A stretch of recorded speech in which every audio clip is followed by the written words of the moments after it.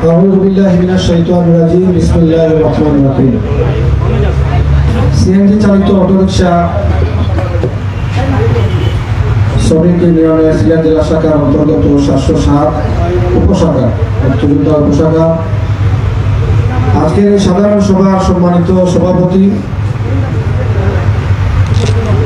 মেহনতি শ্রমজীবী মানুষের সংগঠন সিলেট জেলা অটোরিকশা সম্মানিত সভাপতি আমার শ্রদ্ধাভাজন জনাব জাকারিয়া আহমদ সাহেব, উপস্থিত আছেন আজকের এই অনুষ্ঠানের সম্মানিত প্রধান অতিথি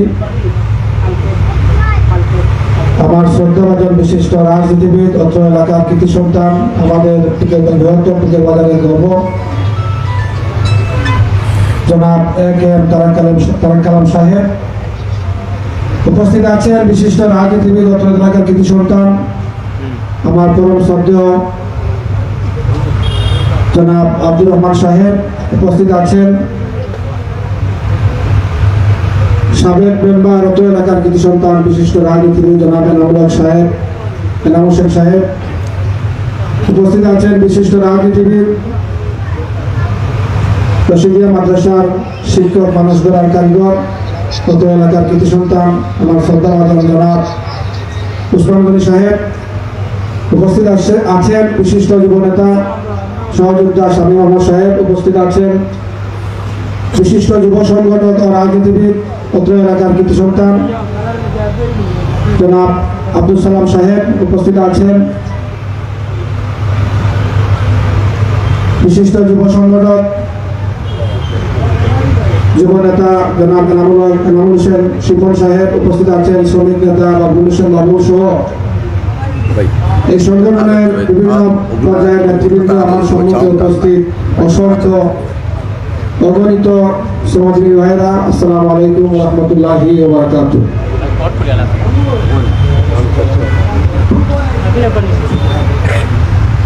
সংগ্রামী নেতৃবৃন্দ,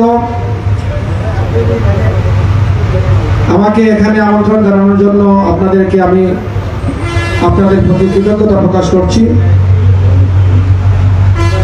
আপনাদের এই সংগঠন একটি অরাজনৈতিক সংগঠন। আমরা যারা রাজনীতি করি বা সমাজের বিভিন্ন স্তরে নেতৃত্ব দিচ্ছি, আমাদের কাজ হচ্ছে আপনাদেরকে সহযোগিতা করা, আপনাদের বিপদ আপদে, আপনাদের সুবিধা অসুবিধায় আপনাদের পাশে এসে দাঁড়ানো। আমরা অত্যন্ত গর্ব করে বলতে পারি আমাদের এই এলাকার নেতৃবৃন্দ সিলেট জেলাকে নেতৃত্ব দিচ্ছেন, এটা আমাদের গর্বের বিষয়।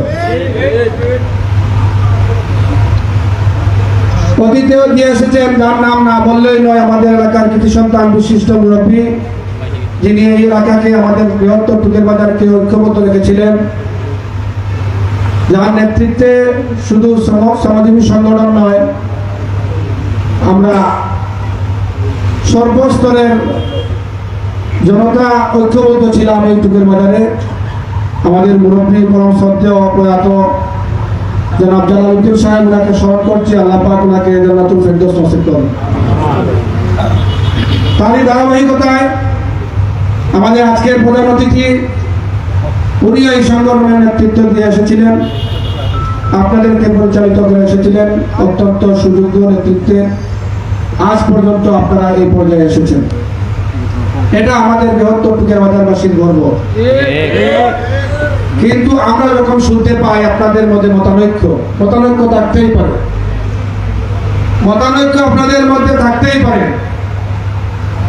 একটি বড় সংগঠনের প্রতিযোগিতা থাকবে, মতানৈক্য থাকবে, এক একজন এক এক মতের থাকবে, কিন্তু সেই মতানৈক্যকে কোনো অবস্থায় বিশৃঙ্খলায় নিয়ে যাওয়া যাবে না। কারণ যদি আপনারা বিশৃঙ্খলা করেন, এতে করে আমাদের অনৈক্যের একটি প্রমাণ হবে, আমাদের যে ঐক্য, সেই ঐক্য বিনষ্ট হবে। আমাদের কাছ থেকে, আপনাদের কাছ থেকে এই নেতৃত্ব চলে যাবে, নেতৃত্ব দেওয়ার মানুষের অভাব নেই। গত 5 তারিখের আগেও কেউ চিন্তাও করেনি আজকের যে সরকার, অন্তর্বর্তীকালীন সরকার, এই সরকার রাষ্ট্র পরিচালনায় আসবে। অনেক বুদ্ধিজীবী, অনেক জ্ঞানীগুণী মানুষেরও চিন্তাধারার বাইরে ছিল, কিন্তু সেটাই ঘটেছে। আজকে যদি আপনারা আপনাদের মধ্যে বিশৃঙ্খলা করেন, এই নেতৃত্ব তৃতীয় কোনো পক্ষের হাতে চলে যাবে।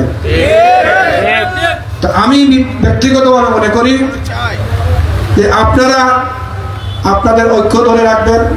এই নেতৃত্ব আজ আমাদের আজকের অনুষ্ঠানের সভাপতি জনাব শ্রদ্ধেয় জনাব জাকারিয়া আহমদ সাহেবের কাছে আছে, কাল আরেকজনের কাছে যাবে, পরশু আরেকজনের কাছে যাবে।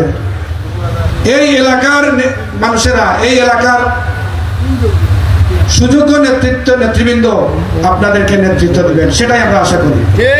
এতে করে আমাদের যে ধরনের সহযোগিতা লাগে, যদি আমাদের সহযোগিতা আপনাদের প্রয়োজন নেই, তারপরে আপনারা যখন ডাকবেন আমাদেরকে, যখনই আমাদেরকে স্মরণ করবেন, আমরা আপনাদের পাশে এসে দাঁড়াবো ইনশাআল্লাহ।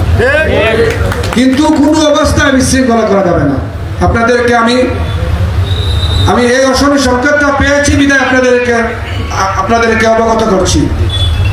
আপনারা বিশৃঙ্খলা যাবেন না, শান্তি শৃঙ্খলাভাবে আপনারা আপনাদের দায়িত্ব, আপনাদের বক্তব্য দিবেন।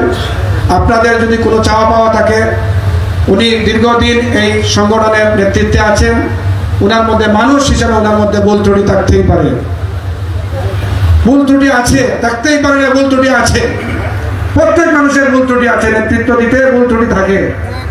সেটাকে আলাপ আলোচনার মধ্যে টেবিলে বসে আলাপ আলোচনা করে আপনারা এই বিষয়টা সমাধান করবেন। প্রয়োজনে আমাদের প্রধান অতিথির নেতৃত্বে আমাদেরকে ডাকবেন, আরো আমাদের এলাকার গণ্যমান্য ব্যক্তিবর্গ এখানে উপস্থিত হন নাই, ওনাদেরকেও ডাকবেন।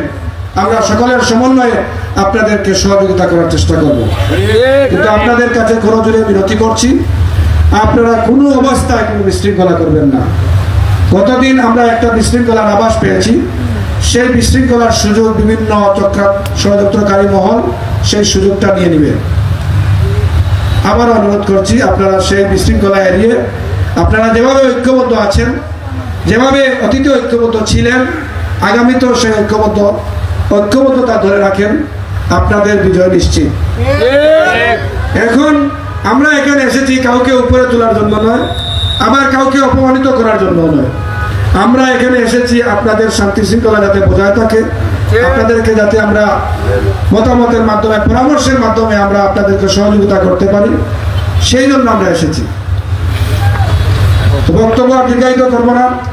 এখানে প্রধানমন্ত্রী বক্তব্য রাখবেন, আপনাদেরকে দিক নির্দেশনামূলক বক্তব্য রাখবেন। আপনাদের আজকের যে উপস্থিতি, আজকে যে আপনারা শান্তি শৃঙ্খলাভাবে এই অনুষ্ঠানটি পরিচালনা করছেন, সবাই উপভোগ করছেন, আপনাদেরকে ধন্যবাদ জানাচ্ছি।